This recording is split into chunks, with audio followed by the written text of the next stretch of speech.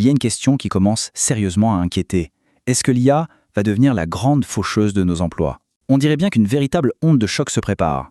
Et dans cette analyse, on va voir ensemble très concrètement qui est en première ligne. Allez, on plonge directement dans le vif du sujet.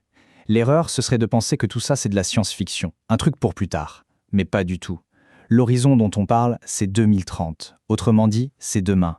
La menace n'est donc pas du tout hypothétique. Elle est là, imminente. Alors, de qui on parle, concrètement? Regardez bien cette liste. Ce ne sont pas des métiers de niche, On parle du cœur de l'économie de service.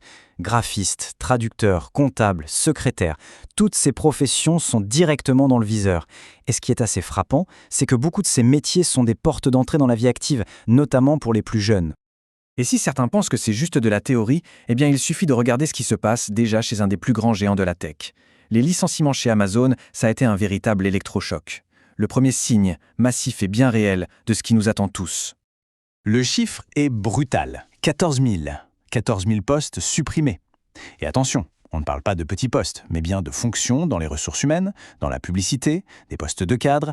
Les sources sont claires. Ce n'est probablement que le début d'un mouvement beaucoup plus large.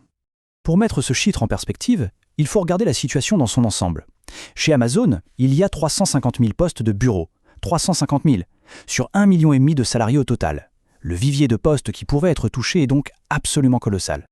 Et la justification des dirigeants d'Amazon? Elle est cash, il n'y a pas de langue de bois, rien. La logique est simple, directe, presque glaciale. L'IA est là, elle peut faire le travail. Alors on anticipe et on licencie. Le message est un peu plus clair. La rentabilité avant tout. Et l'automatisation, c'est le chemin qu'ils ont choisi. Et c'est ça qui nous amène au point le plus important. Pendant des décennies, l'automatisation, ça concernait surtout les cols bleus, les ouvriers dans les usines. Aujourd'hui, le projecteur a complètement tourné. Il est braqué sur les cols blancs, c'est-à-dire les employés de bureau. Cette frise chronologique, elle résume parfaitement ce basculement. Dans les années 80, c'était les robots industriels qui prenaient la place des ouvriers. Dans les années 2000, la délocalisation a continué le travail. Et aujourd'hui, l'IA ne s'attaque plus aux muscles, mais au cerveau, aux tâches intellectuelles, administratives. Voilà, le cœur du sujet, il est là. Toute la classe professionnelle qui se sentait à l'abri, qui regardait de loin les restructurations dans les usines, elle se retrouve maintenant en première ligne. C'est un renversement historique, ni plus ni moins. Forcément, face à un bouleversement pareil, tout le monde ne réagit pas de la même manière. Et les sources analysées pointent du doigt une vraie tension culturelle dans la façon d'aborder cette transition qui, de toute façon, semble inévitable. On a d'un côté ce qui est décrit comme la mentalité américaine, qui est vraiment forgée par l'innovation, où la règle c'est s'adapter ou mourir. On rebondit, quitte à accepter une phase de destruction. Et de l'autre, on a le modèle français, qui est dépeint comme étant plus enclin à chercher la protection du système, à résister au changement. C'est un mot extrêmement fort qui est utilisé dans les sources pour parler de cette période de transition, la boucherie. Ça plante le décor. Une phase qui s'annonce douloureuse, mais qui est perçue comme un passage obligé, une sorte de destruction créatrice avant, peut-être, de reconstruire autre chose. Bon, alors, si les tâches de bureau sont automatisées, où est l'avenir du travail pour les humains? Un premier scénario commence à émerger, et il est assez fascinant. Une réhabilitation spectaculaire des métiers manuels, de l'artisanat. Ce qui est super intéressant ici, c'est la logique derrière tout ça. En fait, une IA, elle ne peut pas réparer une fuite d'eau à distance.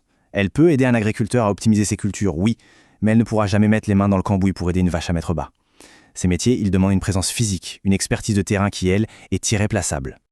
Et cette idée, qui aurait paru complètement folle il y a quelques années, elle prend tout son sens aujourd'hui. Des métiers qui ont été longtemps dévalorisés pourraient non seulement redevenir essentiels, mais aussi devenir très très bien payés. Tout simplement parce que des humains avec ces compétences, ça va devenir rare.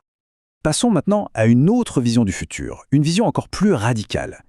Et si l'automatisation à grande échelle remettait en question l'idée même du travail comme source principale de revenus et de sens dans nos vies? Dans ce scénario-là, des choses comme les robots humanoïdes d'Elon Musk, capables de faire des tâches hyper complexes, ça devient une réalité.